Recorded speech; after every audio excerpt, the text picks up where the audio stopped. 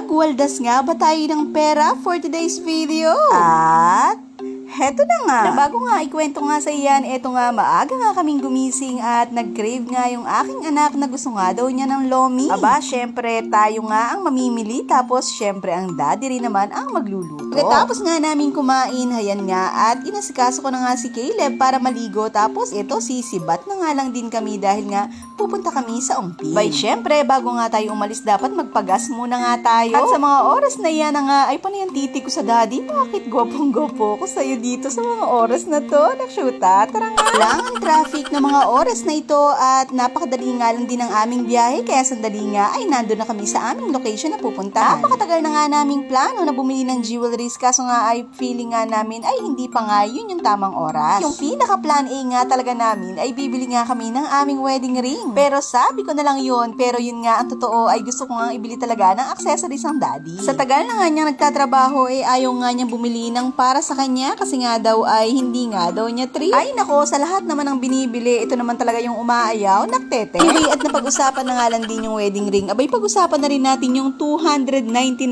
engagement ring na sobrang trending ngayon. Para sa'yo nga ba, kung bibigyan ka nga ba ng 299 engagement ring, tatanggapin mo ba? Ay para sa akin, depende pa rin yun sa sitwasyon. Ito ay opinion ko lamang at no bashing, pwede ba? Kung nagsisimula pa lang kami mag-asawa, abay hindi naman nagbigay sa akin ng engagement ring ang aking jowa. Masyadong mataas na nga din ang standard din ng mga babae dahil nga sa social media, sa pag-reflex ng mga ibinibigay sa atin ng mga jowa at ng ating mga asawa. Pagkatapos nga namin mamili dyan ay eto, kumain muna nga kami at maraming salamat Kapitana Apple. Teteng, ang lakas mo naman dito sa ating mga baby at eto nga at sinamahan pa nga tayo ng Kapitana at number 1 SK ng Balutondo. Babalik nga tayo dun sa worth ng 299 na singsing na yan. Yung last time nga na nagpunta nga kami ng Ongpin, ang binibili nga lang namin ng daddy ay yung tigda 2,000 na wedding ring na nga namin. Sa akin, wala naman yan sa price ng singsing. Kung hindi nyo pa nga kaya, ay huwag nyo nga pilitin. At akalain mo yun ay nakapagpakasal pa nga kami sa church tapos nga ay 30,000 nga lang ang aming budget. Dahil alam ko, during that time ay wala namang kakayanan yung aking jowa na bili nga niya ako ng mamahaling wedding ring ay wala namang problema yun. Sa akin kasi hindi naman masyado nagmamatter yun kasi nga depende naman yun sa kakayanan ng iyong jowa. Pero kung alam mo naman yung couple na nagbibigay sa'yo ng proposal milyonaryo at nakaka-LL at nakakabili ng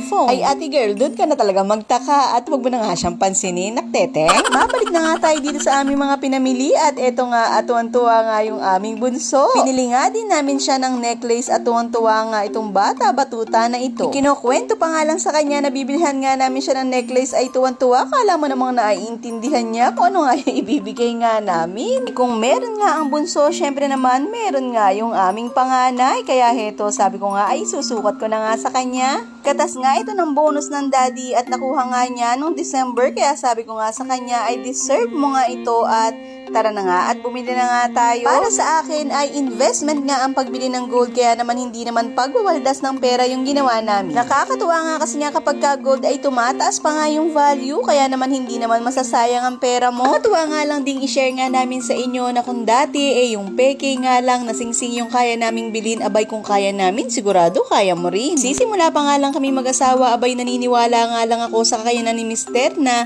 kakayanin nga namin. Pinaka-teknik nga para magtagal nga ang isang relationship ay tanggap nyo kung ano nga lang yung kaya nyong ibigay para sa inyong mga partner. But at the same time ay patuloy na nangangarap at patuloy din na hindi napapagod na lumaban sa tunay na buhay.